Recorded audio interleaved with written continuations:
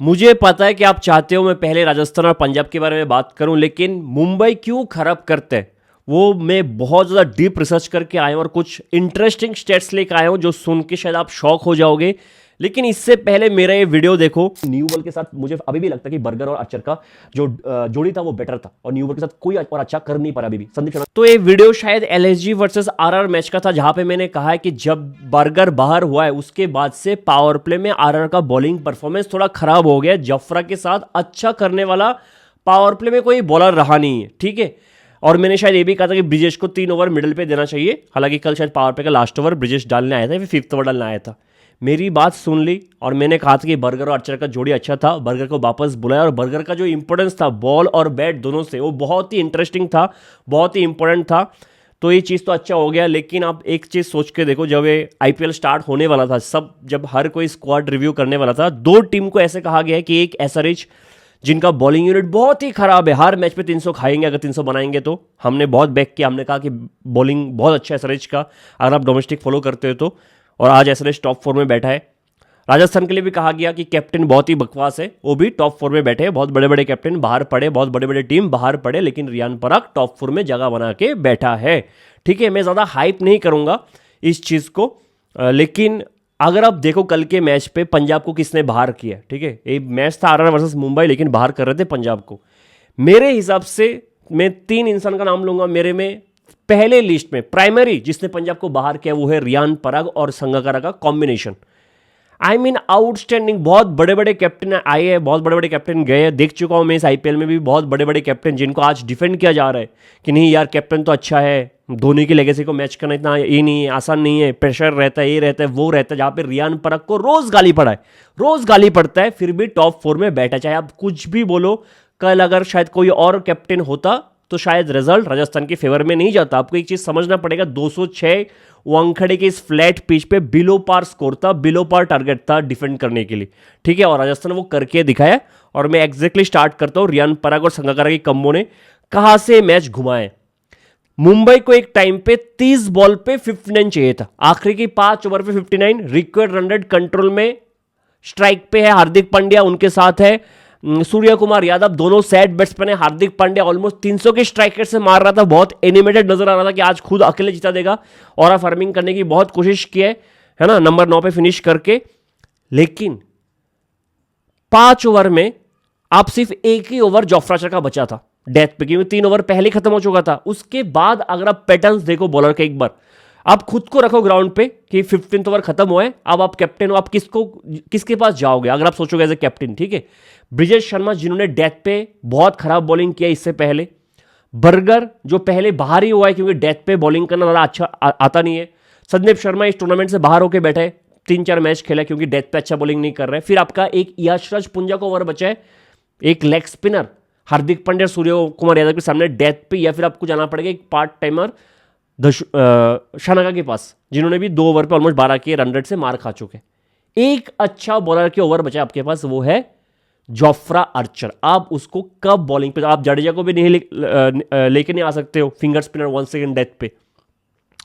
अगर आपने कल के दिन इंग्लिश कमेंट्री में मैच देखा है, शायद वो ब्रेक हुआ था, उसके बाद 16th ओवर स्टार्ट हुआ था, और जब बॉल रियान पराग ने जोफ्रा आर्चर के हाथ पे दिया है, सुनील गावस्कर, रवि शास्त्री कमेंट्री में था, साथ में कौन था मैं एग्जैक्टली याद नहीं कर पा रहा हूं। सुनील गावस्कर ने कहा है एग्जैक्टली मैं अपने बेस्ट बॉलर को 19th ओवर में देता। ये बहुत ही जल्दी जोफ्रा आर्चर को बुला लिया गया है, बहुत ही रिस्की कॉल है, बहुत ही रिस्की कॉल है। अपना बेस्ट बॉलर हमेशा 19th ओवर डालना चाहिए। रवि शास्त्री उस तरफ से कहता है कि एक बहुत बड़ा गैम्बल है, ब्रेव कॉल है मैं मानता हूं, लेकिन बहुत बड़ा गैम्बल है। क्योंकि आप सोचो, ऐसा नहीं है कि कोई बैटिंग पे कोई नए बैट्समैन है ना, कि अंडर प्रेशर मान लो अब्दुल समद और मुकुल चौधरी खड़ा है, आप मान भी सकते हो जोफ्रा आर्चर आ गया शायद आउट कर देंगे। कौन खड़े?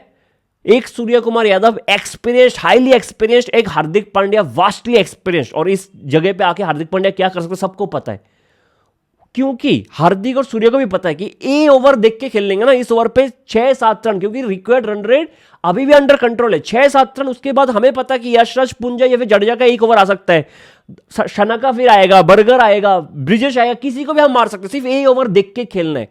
उस हिसाब से जो कॉल रियान पराग ने लिया है बहुत ही ब्रेव कॉल था, and it has paid of. Archer आता है, फोर्थ बॉल था उस ओवर का, slower short ball, Hardik Pandya को उसको आउट करके जाता है, सिर्फ 3 रन देता है उस ओवर में जोफ्रा आर्चर, 3 रन। तो मुझे लगा शायद अगला ओवर बर्गर को डाल के प्रेशर डालने की कोशिश करेगा, अगला ओवर देता है यशराज पुंजा को, और यशराज पुंजा ने जो बॉलिंग किया बॉस्को विकेट लिए उस ओवर में, शायद 5 रन उस 2 ओवर में मैच पे खत्म। जब यशराज पुंजा भी आया तब भी शायद साइमन डोयल था, if I am not wrong, कि हाँ ये भी बहुत बड़ा गैम्बल है, लेकिन तब रवि शास्त्री ने कहा कि एक गैम्बल मुझे वर्थ इट लग रहा है, क्योंकि पंजाब में वो कैरेक्टर है कि वो अच्छा कर सकता है। तो ये 2 ओवर मास्टर स्ट्रोक था कैप्टेंसी में, मास्टर स्ट्रोक था, ठीक है। एंड आई मीन चाहे वो डिसीजन संगकारा को, चाहे वो रियान पराग के, दोनों का कॉम्बिनेशन को मैं क्रेडिट देना चाहूंगा, लेकिन बैटिंग के टाइम पे भी कल के दिन जो रियान पराग ने किया है as a captain, I mean it was great यार। 12.5 मतलब 13th ओवर के लास्ट बॉल पे जुरल आउट होता है ना, 13th ओवर पे बैटिंग करने आता है जोफ्रा आर्चर। ये तो आप मुझे कैसे भी आप लॉजिकली आप एक्सप्लेन नहीं कर सकते कि जोफ्रा आर्चर ने खुद कह दिया होगा रियान पराग को, नहीं आज मेरा दिन है, मैं जाता हूँ बैटिंग करने। ये किसी की हिम्मत नहीं है, specially as a batsman, as a bowler अगर आप कहे कोई नहीं 13th ओवर में मैं बैटिंग करने जाऊंगा, जबकि शिवम दुबे जडेजा पड़ा है नीचे, आर्चर आया और क्या बैटिंग करके गया यार, 213 के स्ट्राइकर से 15 बॉल्स खेल के चला गया जोफ्रा आर्चर। और सोचो ये डू एंड डाई मैच था, वानखेड़े की इस फ्लैट पिच पे डू एंड डाई मैच पे आप ऐसे कॉल्स ले रहे हो जो आपने पूरे सीजन नहीं लिया। It is very tough and very brave of them to take all of this decisions. मतलब ऐसे टीम्स है जो हार के बाद भी बोल्ड डिसीजन नहीं ले पा रहे, है ना, कि इसको बाहर कर दो, उसको बाहर कर देता हूं, ये वर्ल्ड कप का फेटिक बोल के बहुत बहाना करके टीम को डुबा के लेकर आ रहे, इसको ड्रॉप कर दो, नहीं ले पा रहे। जहां पे डू एंड डाई मैच पे रियान पराग जोफ्रा आर्चर को नंबर 13th ओवर पे बैटिंग करने के लिए भेज रहा है। आप सोच के देखो कौन कैप्टन ये कौन करता, है ना।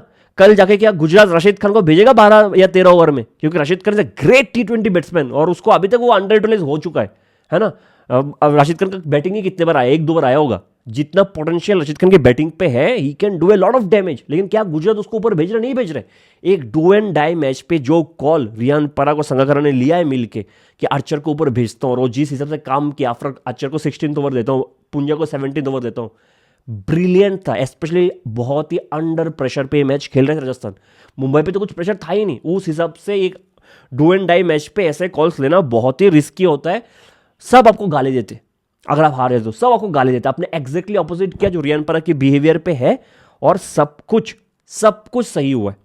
तो मेरे हिसाब से फर्स्ट इंपॉर्टेंट पर्सन या फिर ब्रेन्स जो पंजाब को बाहर किए कल के दिन, वो है रियान पराग और संगकारा। जो दूसरा इंपॉर्टेंट प्लेयर है जो पंजाब को बाहर किया, वो है जोफ्रा आर्चर। उनके बारे में बात करते हैं। अब मुझे पता है आप लोगों ने ऑलरेडी 10 बार सुन लिया होगा कल से लेकर आज तक कि जोफ्रा आर्चर आके शुरू में जो पावर प्ले में कल के दिन किया है, पहले रोहित शर्मा को सीम से थोड़ा स्ट्रेटन करके आउट कर दिया, रोहित शर्मा अंदर वाले खेल गया, फिर नमनदीर को जो लेग कटर डाला है, दैट वाज ब्रिलियंट यार। क्या बॉल डाला, अगर आप देखोगे दोनों बॉल के रिलीज पॉइंट पे कुछ ए नहीं था, आर्म स्पीड दोनों का सेम था, और ऑलमोस्ट सेम पोजीशन, अगर थोड़ा सा अंदर की तरफ सेम पोजीशन था, ऑलमोस्ट ग्रिप सेम था, लेग कटर डाल दिया। नमनदीर को समझ भी नहीं आया, आउटस्टैंडिंग डिलीवरी था, आउटस्टैंडिंग। फिर अपने 4th ओवर में आके स्लोअर हार्ड बॉल डाल के, हार्ड लेंथ पे डाल के हार्दिक को आउट कर दिया। 1 सेकंड हार्दिक के लिए हमने बार बार कहा है कि हार्ड लेंथ पे बॉल पे वो फंसता है। मुझे नहीं पता कि एल्बो पे प्रॉब्लम है कि कोई बैट हमें कभी भी टाइम पे नहीं आया, कभी भी टाइम पे नहीं। इस पूरे आईपीएल में हार्दिक ने यही किया है कि बैट कभी टाइम पे नहीं आया। पहले वो हार्ड बॉल को पीछे की तरफ खेलता था, क्योंकि अगर पेस नहीं है तो आप पीछे की तरफ खेल नहीं पाओगे। और जब हार्दिक पांड्या हार्ड बॉल को हॉरिजॉन्टल बैट से खेलने की कोशिश की है, वो कभी भी कामयाब नहीं हुआ है, वो पावर जनरेट कर ही नहीं पाया, बैट हमेशा लेट आया बॉल पे। हार्दिक का मेजर प्रॉब्लम रहा है, जैसे निकोलस पुरन का भी ये प्रॉब्लम पिछले 2-3 साल से है कि हार्ड बॉल पे बैट ज़्यादा आता नहीं है टाइम पे, ठीक है। तो आर्चर 4 ओवर पे 70 रन देके 3 विकेट, 13 डॉट बॉल डाला है कल के दिन, 2 बाउंड्री खाया है, if I am not wrong. Bat से 200 के स्ट्राइक रेट से बैटिंग करना, है ना, और ऊपर से जो फील्डिंग पे उसका एफर्ट देख लो। मतलब मैंने इस वर्ल्ड कप में इतने बहानेबाज को देख लिया है। अब वर्ल्ड कप बोलो इस आईपीएल में क्यों खराब कर रहा है, वर्ल्ड कप का फेटी गई यार, वरना तो मतलब 30 विकेट कंफर्म था इस सीजन। वर्ल्ड कप का फेटी गई। Jofra Archer, reminding you once again, बहुत ही इंजरी प्रोन प्लेयर है ना, बहुत ही इंजरी प्रोन प्लेयर है। वो 3 एशेस खेल का है, 3 मैच खेला है, 5 एशेस में से 3 मैच खेला है, if I am not wrong. पूरा T20 वर्ल्ड कप खेला है, और T20 वर्ल्ड कप के सेमीफाइनल में बहुत ही सस्ते में संजू सैमसन को आउट भी कर दिया था, अगर वो catch Harry Brook mid on पे नहीं छोड़ता तो। इससे इजी कैच हो ही नहीं सकता था, ठीक है। फिर जोफ्रा आर्चर खेलने आता है आईपीएल, हर मैच खेल के गया अभी तक and he has been doing good. कोई बहाना नहीं, कोई फेटिक नहीं, खराब तो खराब, अच्छा तो अच्छा, ठीक है, कुछ बहाने नहीं, कुछ पीआर टीम नहीं, कोई आके बोल भी नहीं रहा है नहीं फेटिक है इसलिए, है ना। अगर आर्चर खराब करता ना तो लिखने वाले बहुत आ जाते हैं, ठीक है, कि यार आर्चर तो है ही खराब बॉलर, ज़्यादा ओवर रेटेड है ना। तो ऑल गुड, कोई बहाना नहीं है, ठीक है, वरना बड़े बड़े बॉलर्स ने बहाने के हिसाब से टीम को डूबा के चला गया इस सीजन। तो Jofra Archer has done a great job. अब आते हैं हमारे थर्ड इंपॉर्टेंट प्लेयर जो पंजाब को बाहर करने में एक नंबर खड़ा था इधर, वो था यशराज पुंजा। मैं यशराज पुंजा के बारे में पिछले मैच में भी बात किया था, जब उसका इकोनॉमी अगर आप हर लेग स्पिनर को उठा के देखोगे इस सीजन आईपीएल में, बड़े बड़े लेग स्पिनर को, ठीक है, मैं बिप्रज को बाहर रख रहा हूँ, चाहे वो रशीद खान हो, चाहे वो चाहल हो, चाहे वो रवि बिश्नोई हो, सबका इकोनॉमी पुंजा से खराब था। अभी जाके कल पुंजा ऑलमोस्ट 10 के ऊपर के 100 से मार खाया, हालांकि वो अंकड़े के बीच में वो भी एक्सेप्टेबल है, तब जाके उसका 8.79 का इकोनॉमी है, जो रशीद से थोड़ा सा ज़्यादा है, लेकिन अभी भी चाल से बेटर इकोनॉमी, फार बेटर, ठीक है। और आसान नहीं होता। वंस अगेन आप सोचो, जैसे कि ऋतुराज को डिफेंड कर रहे हैं बोल के, है ना, कि धोनी की लेगेसी को मैच नहीं कर पा रहा है, इसलिए अंडर प्रेशर आ जाता है, इसलिए बैट से परफॉर्म नहीं कर पा रहे, तो सेम प्रेशर तो पुंजा पे भी आना चाहिए ना, क्योंकि एक 19 साल का बच्चा जो पिछले सीजन नेट बॉलर था इनका, इस बार आया है, किसको रिप्लेस किया? रवि बिश्नोई, इतना एक्सपीरियंस कैंपेनर है, डेथ पे बॉलिंग कर, उस पर प्रेशर नहीं आना चाहिए। अगर आपने पुंजा का देखा होगा, मैं कंपेयर करता हूं दो one of the best white ball spinner के साथ, एक वरुण चक्रवर्ती, एक कुलदीप यादव। आप दोनों का कोई भी खराब मैच उठा लो, जहां पे वरुण को मार पड़ा, जहां पे कुलदीप को मार पड़ा है, हर छक्के के बाद उनका फेस का रिएक्शन देखना, वरुण और कुलदीप का शक्ल पे दिखता है कि प्रेशर आ गया। जब जब खराब जाता है उनका दिन, शक्ल पे दिख जाता है कि प्रेशर आ गया, आप बस उनको भागना है कि ये ओवर खत्म करके मैं भाग जाऊं, है ना। पुंजा को देखना, जब जब मार खाया इस पूरे आईपीएल में, जब जब मार खाया, वो अगला बॉल हाथ पे लेके अगला बॉल डालने के लिए तैयार है, with a very calm and relaxed face, कि नहीं चलो छक्का खा लिया, अगले बॉल में क्या डाल सकता हूं, वो सोचने के बारे में वो सोचता है। मुझे मेंटली बहुत ही सॉलिड लगा। मैं किसी के साथ कंपेयर नहीं कर रहा हूं, एक 19 साल का बच्चा एक बड़े प्लेयर को रिप्लेस कर रहा है, रवि बिश्नोई को, जो बहुत अच्छा आईपीएल की हिस्ट्री में कर चुका, one of the finest leg spinner in IPL की हिस्ट्री में, उसको रिप्लेस करना और आके डेथ पे ओवर डालना शुरू पे। और पुंजा ने सिर्फ वो काम नहीं किया, शायद पुंजा कल के दिन सबसे इंपॉर्टेंट विकेट लेके गए। एक पार्टनरशिप हुआ था विल जैक्स और सूर्य कुमार यादव के बीच, 39 बॉल पे 63 रन का, और लग रहा था ये पार्टनरशिप मैच को बहुत दूर लेके जा रहा है राजस्थान से, जहां पे शायद पंजाब भी बहुत कंफर्टेबल फील कर रहा होगा होटल से देख के कि नहीं यार, विल जैक्स ऑलमोस्ट मतलब 250 के स्ट्राइकर से बैटिंग कर रहा था उस टाइम पे, हर बॉल पे मार रहा था। जिस बॉल पे आके पुंजा ने वो विकेट लिया, अगर आप देखो पहला बॉल, दूसरा बॉल था उस ओवर का, शायद 12th ओवर था ना, if I am not wrong, 12th 13th over था, जहां पे छक्का खाया था, वो भी फ्लाइटेड डिलीवरी था, आउटसाइड ऑफ डाला था।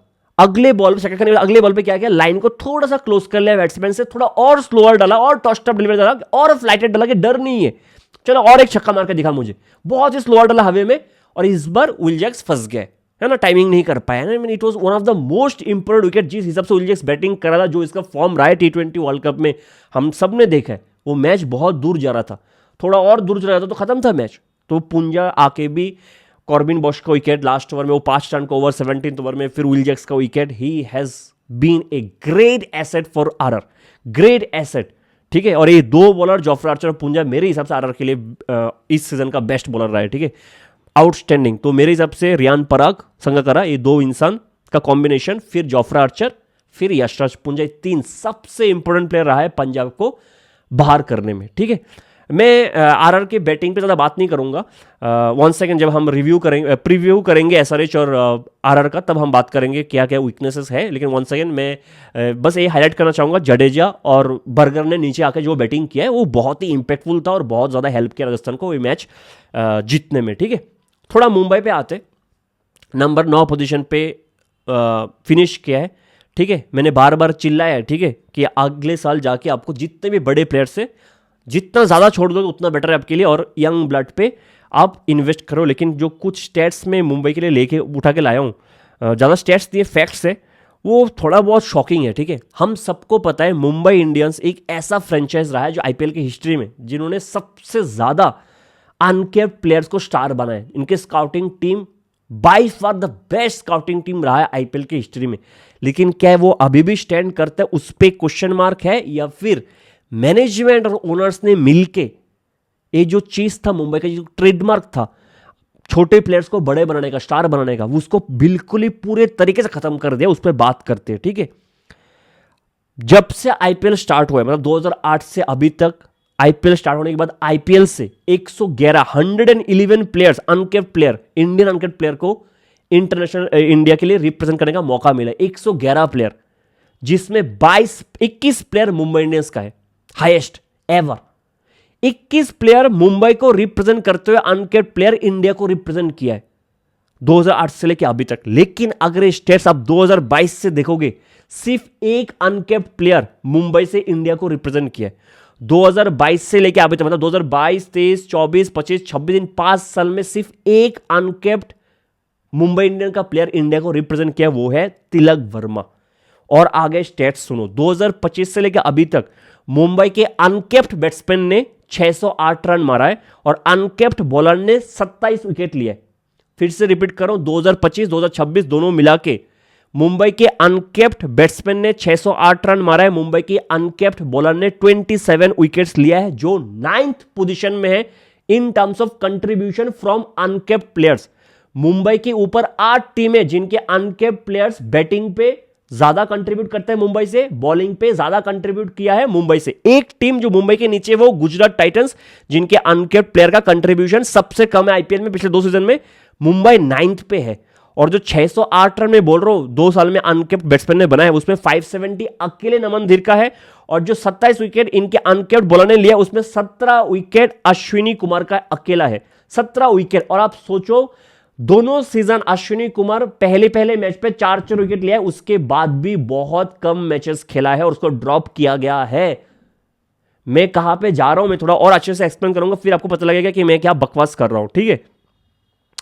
एक टाइम था ना जो आरसीबी को पूरा ब्लेम दिया जाता था, किस हिसाब से आरसीबी को ब्लेम किया जाता था जब आरसीबी अच्छा नहीं कर रहा था, कि एक विराट कोहली को छोड़ के कभी इन्होंने एक छोटे प्लेयर्स को, अनकेप्ड इंडियन प्लेयर को बड़ा बनाने का उनका कोई इंटेंशन था ही नहीं।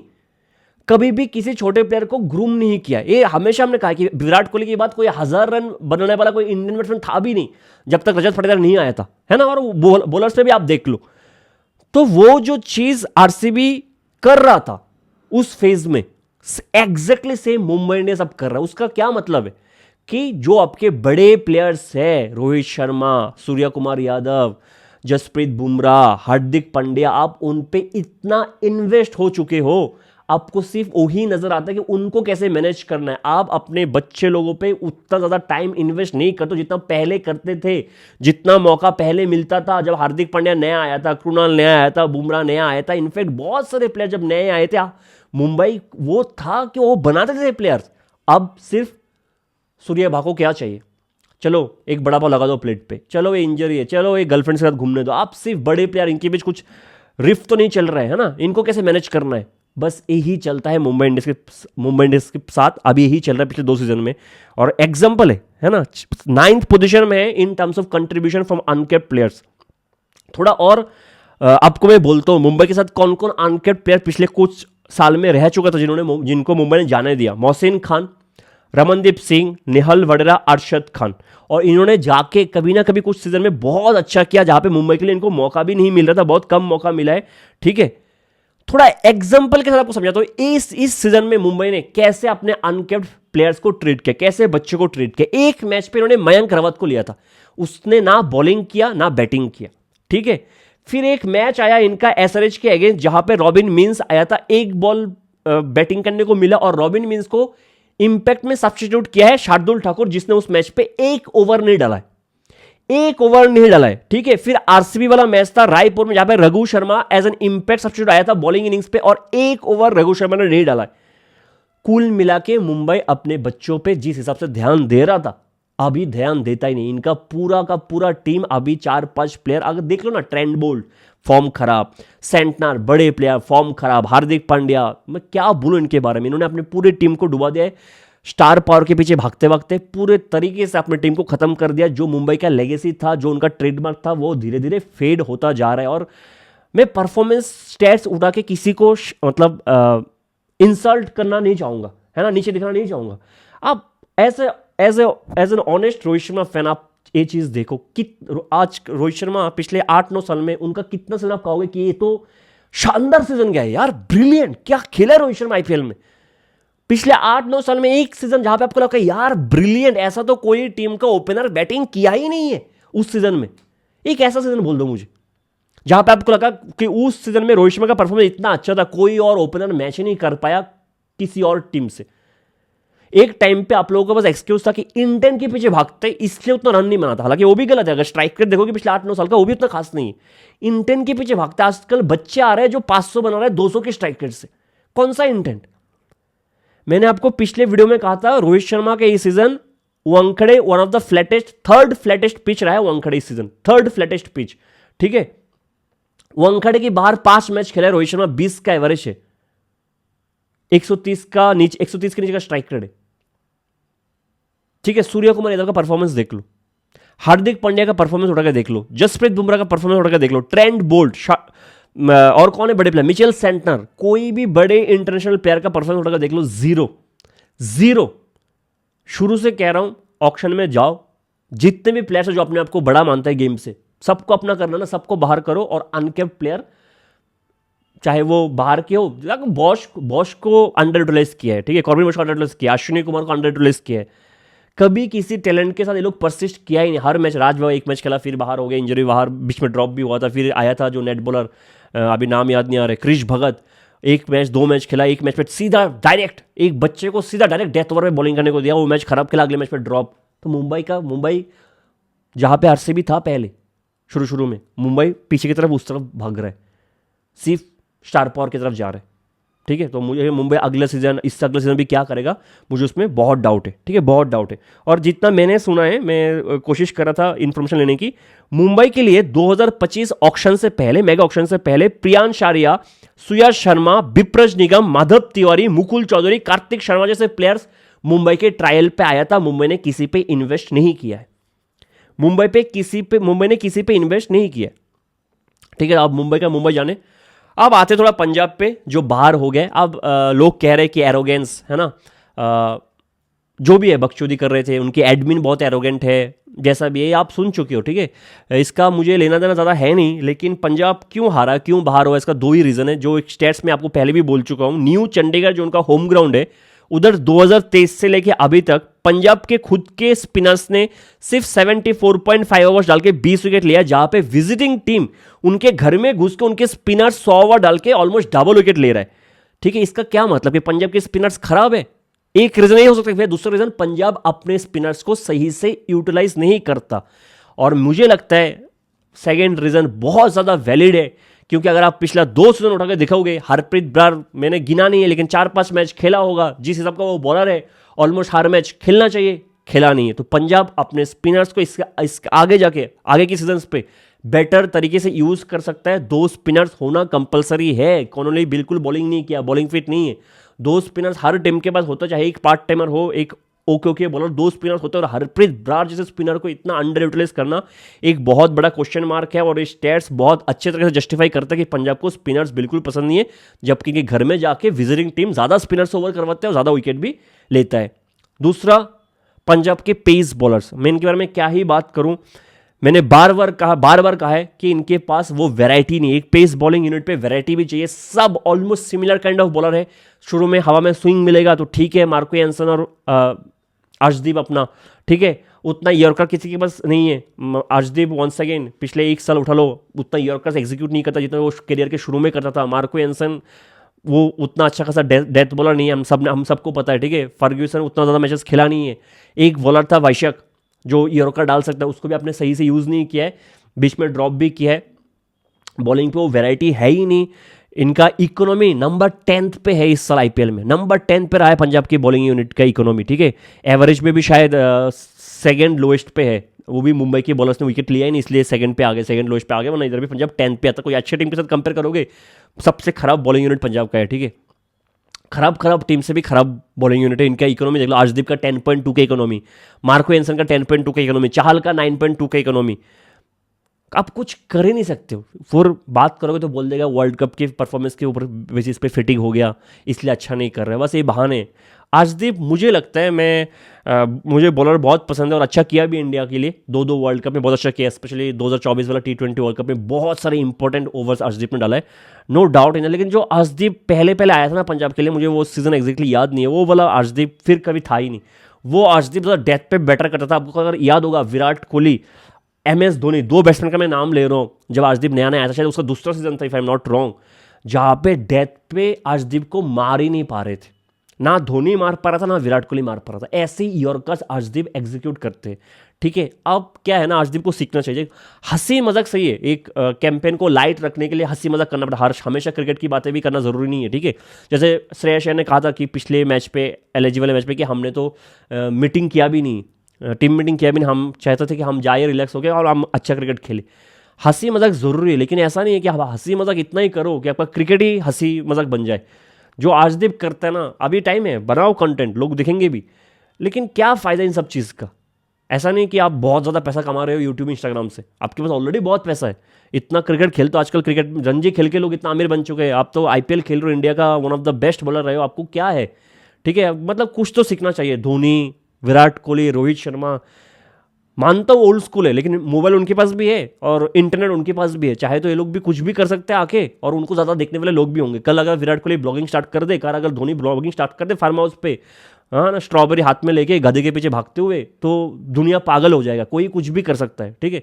लेकिन थोड़ा हम्बल रहना ज़रूरी है। मुझे ऐसा लगता है कि इस सीज़न पंजाब थोड़ा लाइन क्रॉस किया मेरे हिसाब से, इनके प्लेयर्स ने क्रॉस किया है फॉर श्योर, बहुत लाइटली लिया है शुरू में, जो होना नहीं चाहिए, ठीक है। क्रिकेट हमेशा फर्स्ट प्रायोरिटी होना चाहिए मेरे हिसाब से, और मुझे लगता है कि अर्शदीप को बहुत पहले ड्रॉप कर देना चाहिए था। और ये जो डिफरेंस है ना, एक 4th और 5th टीम में राजस्थान और पंजाब के बीच बहुत सिमिलरिटी रहा है इस सीजन। अगर आप देखोगे, राजस्थान वैभव और जायसवाल पे बहुत ज़्यादा डिपेंडेंट है, उधर प्रभ और प्रियांश कैसा स्टार्ट होता है उस पर डिपेंडेंट है। फिर उनके पास एक ध्रुव जुरल है जो आके इनिंग्स को बिल्ड कर सकता है, इनके पास एक श्रेयस अय्यर है जो ज़्यादा बेटर बैट्समैन है, उसके बाद एक फेरेरा इधर से हिट करता है, इधर से एक स्टोइनिस है या फिर शशांक होगा जो हिट करते हैं, उसके बाद एक्स्ट्रा पंजाब के पास और अच्छे बैट्समैन है जो RR के पास नहीं है, जैसे कि कॉनोली ऑलमोस्ट बहुत ज़्यादा कंसिस्टेंट था, फिर शेडगे जब से आया तब अच्छा कर रहा है, उनके पास मार्को एंसन ऑलराउंडर है। लेकिन बॉलिंग यूनिट दोनों का डिरेल हुआ था, जहाँ पे जोफ्रा आर्चर विकेट नहीं ले रहा था, 12 का इकोनॉमी पहुंच गया था, 8 से सीधा 12 की इकोनॉमी में पहुंच गया था, बर्गर को बाहर किया, संदीप शर्मा आया, वो रन खाया, तुषार देशपांडे रन खाया। लेकिन डिफरेंस क्या है ना, RR ने सही टाइम पे कुछ ब्रेव कॉल लिया, जो मैंने कल का एग्जांपल भी दिखाया, डू एंड डाइव मैच में ब्रेव कॉल। RR ने सोचा नहीं है रवि बिश्नोई को ड्रॉप करने से पहले, RR ने बिल्कुल नहीं सोचा रवि बिश्नोई से बड़े बॉलर को ड्रॉप करके एक जो बच्चा इससे पहले से नेट बॉलर था उसको मौका देने में। RR ने बिल्कुल नहीं सोचा कि चलो बर्गर को वापस बुलाते हैं, कुछ प्रॉब्लम नहीं है, बर्गर को बुलाएंगे वापस, ठीक है। तो RR ब्रिजेश को खिला रहा है, जबकि सुशांत मिश्रा 22 विकेट लेके विजय हजारे में शायद स्मैट में सेकंड हाईएस्ट विकेट टेकर था अशोक शर्मा के बाद, if I am not wrong. और विजय हजारे में बहुत अच्छा है, सुशांत मिश्रा को बाहर रखा है, ब्रिजेश को बॉलिंग करे जो टेनिस बॉल से आया है, कोई गांव से, वेस्ट बंगाल से, ठीक है। तो RR इसलिए आगे गया शायद आपसे, उन्होंने कुछ ब्रेव कॉल लिया है जो आपने नहीं लिया, आपने नहीं ड्रॉप किया अर्शदीप को, जबकि आपको ड्रॉप कर देना चाहिए था। जहां पे इकोनॉमी में हर कोई 10-12 की इकोनॉमी से बॉलिंग कर रहा है, अर्शदीप 20 की इकोनॉमी से बॉलिंग कर रहा है, ठीक है। इतने वाइड्स डाला है, पंजाब वाइड्स देने में सबसे हाईएस्ट है इस साल, कोई वैरायटी नहीं है बॉलिंग पे, एक हार्ड लेंथ का बॉलर नहीं है पंजाब के लिए, प्रॉब्लम्स बहुत। और इस साल खराब गया तो खराब गया, आगे जाके मुझे लगता है कि पंजाब को बॉलिंग पे वैरायटी लाना ही पड़ेगा। यश ठाकुर इनके पास है, यश ठाकुर को मुझे लगता है कि शुरू के मैचेस से खिलाना पड़ेगा ताकि उसका कॉन्फिडेंस बढ़ जाए। यश ठाकुर के ईयरकट्स बहुत अच्छे, back of the hand slower on अच्छे, लेग कटर अच्छे है, स्विंग शुरू में मिलता है। यश ठाकुर का प्रॉब्लम ही है, डेथ पे आके उसको सामने कोई बड़ा बैट्समैन खड़ा हो जाता है तो वो फिर पूरे प्रेशर में आ जाते हैं। तो यश ठाकुर अगर आप खिलाओगे, अगर मैच पे नहीं खिलाओगे, कैसे पता लगेगा क्या वीकनेस है, कैसे आप उसको बड़ा प्लेयर बनाओगे? तो बनाओ, यश ठाकुर को मौका दो, वैशाख को मौका दो, एक हार्ड लाइन का कोई बॉलर जिसके शोल्डर पे बहुत दम है, जैसे कि इन्होंने साकिब हुसैन पे इन्वेस्ट किया, उनके पास ओमकार तरमले है जो शायद इस साल मौका नहीं मिलेगा, तो आप भी कोई ऐसे डोमेस्टिक बॉलर पे इन्वेस्ट करो, डोमेस्टिक नहीं तो कोई बाहर के बॉलर को लेके आओ, एक हार्ड लाइन का बॉलर जो आके जो काम जेमी ओवरटन करता है, जो काम रवाडा होल्डर कर रहा है, हर टीम के पास एक हार्ड लाइन का बॉलर है यार। चाहे जॉश हेजलवुड अभी अच्छा नहीं कर रहा, आई मीन इंटरनेशनल में हार्ड लाइन के इससे बेटर बॉलर कोई नहीं है, उनके पास बैकअप में जेकब डफी है, हर टीम के पास आर्चर है, हर टीम के पास एक ऐसा बॉलर है जो हार्ड लाइन पे आके इंपोर्टेंट विकेट्स ले सकता है। ऐसा बन गया ना पिचेस, हर टीम को चाहिए हार्ड लाइन का बॉलर, और हर टीम के पास है ना, एक पंजाब को छोड़ के। तो ये दो बॉलर, एक यॉर्कर जो लगातार यॉर्कर डाले, वो एक ऐसा बॉलर ग्रूम करना चाहिए वैशाख और यश ठाकुर को, हर मैच खिलाओ शायद आगे जाके, और एक हार्ड लेंथ बॉलर पे उनको इन्वेस्ट करना पड़ेगा पंजाब के पास। मुझे लगता है कि पंजाब बैटिंग से तो सॉलिड है, मुझे अभी भी लगता है। ठीक है, कुछ कुछ मैचेस पे फेल हुआ है, मैं उम्मीद करता हूँ कि प्रियांश आर्या आगे जाके थोड़ा बहुत कंसिस्टेंसी पे थोड़ा इंप्रूवमेंट दिखाए, वरना पंजाब का खेल खत्म है। थोड़ा सा हम्बल होने का टाइम आ गया है शशांक सिंह को भी। एक बहुत बड़ा, इससे ज़्यादा बॉटल करते हुए मैंने किसी टीम को नहीं देखा। ठीक है, हम बहुत मजाक उड़ाते थे एक टाइम पे इसका, आरसीबी का, कि जीतते जीते हार जाता था, हार हार के जीत जाता था। लेकिन पंजाब ने जो बॉटल किया है, मतलब टॉप में रह के इतने सारे मैचेस पे, उसके बाद आके जो लगातार हारे हैं ना, they will regret it for sure. Shreyas Iyer के कैप्टेंसी में जो ऐसा लग रहा था कि शायद वही केक वॉक होगा इंडियन टीम में एज ए कैप्टन, उस पर एक बहुत बड़ा डेंट मार के गया है पंजाब का परफॉर्मेंस। और Shreyas Iyer, I don't know if he has to blame himself और हिज टीममेट्स। ठीक है, तो बहुत बड़ा खराब पंजाब ने ये चीज़ काम किया है। दो टीम और बाहर हुआ है कल के दिन, एक केकेआर जैसे ग्राउंड पे उतर तब तक बाहर हो चुके थे, और दिल्ली कैपिटल्स भी बाहर हो चुके हैं। ठीक है, अब मुझे लगता है कि केकेआर के लिए बहुत ज़्यादा पॉजिटिव्स है। थोड़ा दिल्ली की बात भी करता हूँ। दिल्ली क्योंकि अगले साल सौरव गांगुली आ जाएगा, तो हो सकता है एक चीज़ क्या, अभिषेक पोरल शुरू के वजह से ओपनिंग करेगा तो बेटर टीम करने लगेगा। ठीक है, आप सबको पता है। दूसरा चीज़, क्योंकि एक वेस्ट बंगाल कनेक्शन है, और अभिषेक पोरल को नेट पे देखे गांगुली ने कहा था, शायद हालांकि गांगुली ने रदरफोर्ड को देखे भी कहा था कि one of the best left hand batsman he has seen. तो जैसे ही गांगुली आएगा तो अभिषेक पोरल ओपनिंग करने लग जाए केएल राहुल के साथ। दिल्ली के लिए टीम अभी भी सॉलिड था, बॉलिंग यूनिट देख लो बेहतरीन है, बैटिंग यूनिट भी सॉलिड है, लेकिन कभी पूरा यूनिट क्लिक ही नहीं किया। उसका मेजर रेस्पॉन्सिबिलिटी अक्षर पटेल को जाता है, और मेरे हिसाब से मैं अक्षर पटेल को अगले साल एज ए कैप्टन नहीं देख रहा हूँ। ये टीम बेटर कर सकता है, बेटर कैप्टन ढूंढना पड़ेगा, शायद केएल राहुल अभी के लिए वो इंसान लग रहा है मुझे, वरना ऑक्शन पे आपको मिनी ऑक्शन पे कोई कैप्टन मिलेगा ये तो शायद हो नहीं सकता। अगर आप ट्रेड वेड करके रोहित शर्मा को लेके आओ, वो भी बहुत कम चांसेस है, वरना केएल राहुल को मैं एज ए कैप्टन देख रहा हूँ। और शायद दिल्ली को इतना ज़्यादा इन्वेस्ट करने की जरूरत नहीं, एक दो शायद प्लेयर पे इन्वेस्ट कर सकते हैं इधर से उधर, लेकिन दिल्ली के पास सॉलिड बैकअप है, सॉलिड टीम है, और ये अच्छा कर सकता है एक अच्छे कैप्टन के अंडर। केकेआर के बारे में बात बोलूँ तो बहुत ज़्यादा पॉजिटिव्स है उनके पास। एक Kartik Tiwari the biggest positive, ठीक है, फिन एलन अच्छा कर रहे हैं, कैमरन ग्रीन अभी जाके अच्छा कर रहे हैं। केकेआर के प्रॉब्लम्स क्या रहा है, एक तो हर्षित राणा एक बेहतरीन बॉलर आईपीएल के हिसाब से, मुझे पता है इस बात पे बहुत लोग कमेंट करना है कि हर्षित को बेहतरीन बॉलर बोलो, लेकिन बहुत इंटेलिजेंट बॉलर, इस बात पे कोई डिनाई कर ही नहीं सकता। ठीक है, और हर्षित मुझे सबसे बहुत बड़ा डेंट देके गया केकेआर को। फिर मुस्तफिजुर का ना होना पॉलिटिकल इशू की वजह से वो केकेआर को बहुत ज़्यादा पीछे पुश कर दिया है। उस हिसाब के बाद भी केकेआर ने सेकेंड हाफ में जैसा क्रिकेट खेला है, बहुत अच्छा क्रिकेट खेला है। आप एक क्वेश्चन करोगे क्या केकेआर को ज़्यादा चेंजेस करने की ज़रूरत है? मेरे हिसाब से एक चेंज, क्योंकि अगर हर्षित आ जाएगा तो कार्तिक तिवारी डेथ पे ठीक ठाक किया है, हर्षित आगे अच्छा कर सकता है। एक में डेथ बॉलर अगर पथराना को आप जाने छोड़ दोगे, उसके बाद कम पैसे से खरीद लेना, या फिर कोई और डेथ बॉलर पे इन्वेस्ट करोगे। पथराना एक तो ये बहुत इंजरी प्रोन रहता है, तो 18 करोड़ देना मेरे हिसाब से बनता नहीं है। ठीक है, और अगर आपको कोई बेटर डेथ बॉलर मिल जाए उसको भी आप खरीद के रख सकते हो। ठीक है, ये इधर एक चेंज चाहिए, और आप सब कहोगे कि एक कैप्टेंसी में चेंज चाहिए, ये मैं मानता हूँ। चलो, लेकिन आप किसके पास जाओगे? अगर आपका वाइस कैप्टन बनता है Rinku Singh, nothing against him, आपको लगता है रिंकू सिंह ओवरसीज प्लेयर के साथ कम्युनिकेट कर पाएगा? आपको लगता है रिंकू सिंह, देखो एज ए थर्ड पर्सन अगर कम्युनिकेट करो, अगर मान लो मैं रिंकू सिंह हूँ, ठीक है, मैं किसी को शेम नहीं कर रहा हूँ, ठीक है, लैंग्वेज की बैरियर पे, जरूरी नहीं है किसी को सबको हर लैंग्वेज आता होगा, उसका काम है क्रिकेट खेलना, क्रिकेट बहुत अच्छे से खेलता है।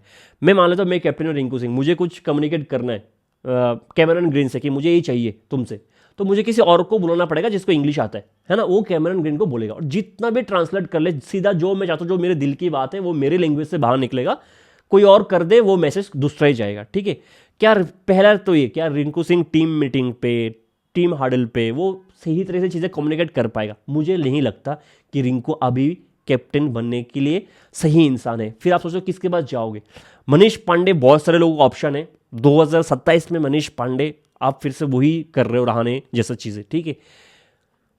और फिर स्टीव स्मिथ को लेके आओ, फिर भी क्या आपको बैटिंग पे वही है, पूरा एक डाउट रहेगा कि Steve Smith as a captain क्या अच्छा करेगा कि नहीं।